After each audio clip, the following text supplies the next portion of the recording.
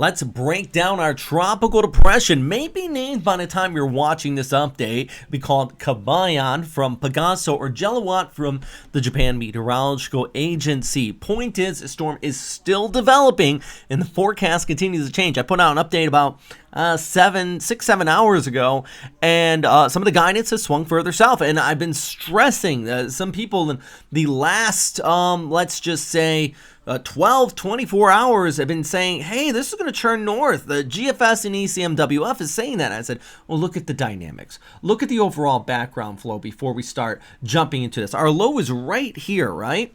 And if you follow this flow, nothing really screams churning north. Now, we have been watching this ridge right in here kind of deteriorate, and if this continues to drift northwest, it could get kind of fish hooked and churn north.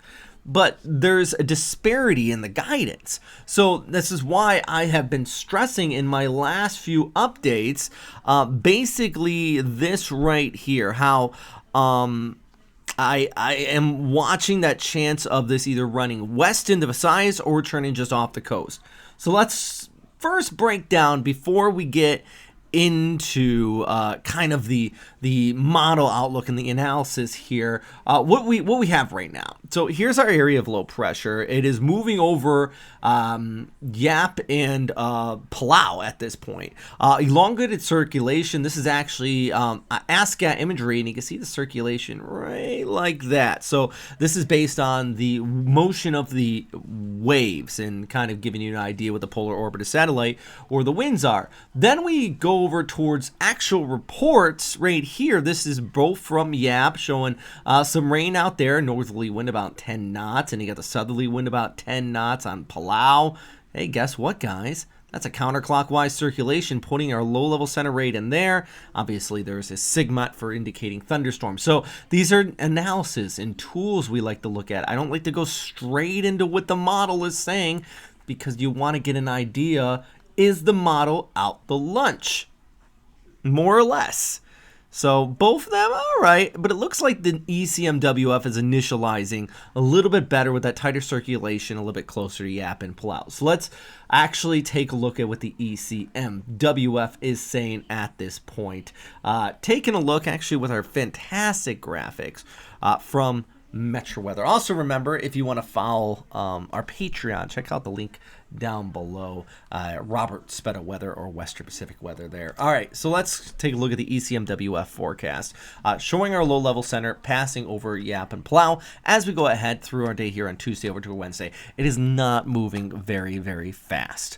But the latest guidance, our latest run, look how this is edged further towards the south. So our ridge I've been watching here is not breaking down as much per this guidance. It gets a little bit slower. It's organizing and initializing so far south that that fishhook effect I've been talking about for 3-4 days that could pick this up, it is too far south and it's not breaking down that ridge based on this particular model. Pulling it onshore then towards northeastern Mindanao or Visayas if this took place. Let's compare here. So here's the ECMWF. How about with windy? I know a lot of you like to use windy. So we're going to look at Thursday over towards Friday. There's our low level center.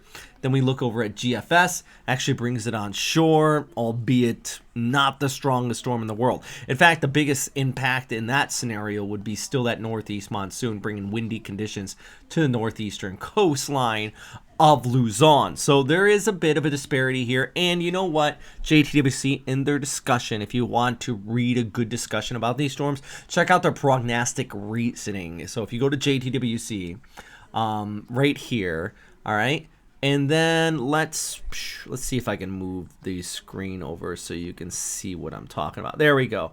All right, so on the right side of there, you see where it says prognostic reasoning. Let's pull that up.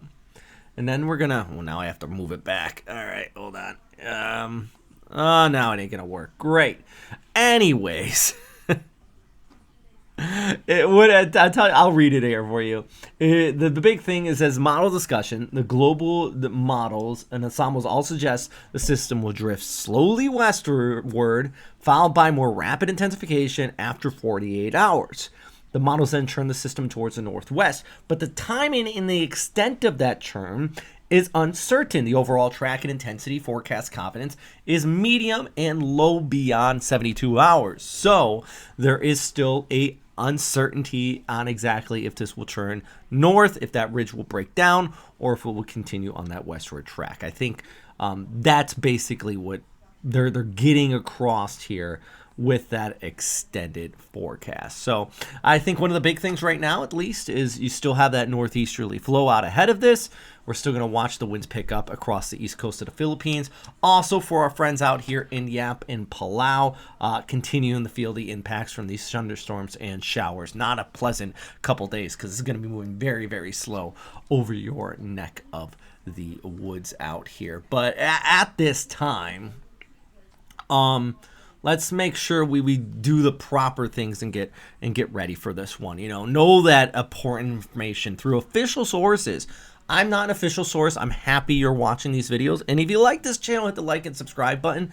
But key things from Pagasa, Palau, the National Weather Service. These are the guys that get the responsibility is on them. I like putting out these updates. But they're the ones responsible for making sure people are safe. So make sure you get the information from them. And if you need to evacuate or just anything like, have an emergency kit ready to go. At this point, even if we're saying there's a big variety here, it may be just kind of a weak, big rainmaker, some thunderstorms. Having these type of things ready to go just in case is not a bad idea. Right? Right. Okay, guys. Anyways, it's breaking down the models for you. What I've been talking about with this trough back towards the north, it could pick this up, but right now it looks like that ridge continuing to remain in place, and that is the big factor. I think the key thing right now is that we're starting to see that low-level circulation develop more further south. The further south it goes, the more it could get away from that passing trough towards the north. So, of course, I'm going to keep you guys posted. If you really do like these updates, check out our Patreon. One day I would love to do this full time. I got the day off. Well, I had to work this morning. So it's like I've been working 15, 16 hours straight. Point is, if I did it full time, I could do this full time. So if you like that, hit our Patreon. Maybe I can, if I get to a point where I can support my family as well, then we will talk about it. Regardless, I've been doing this for over 10 years, so I ain't going to stop anytime soon.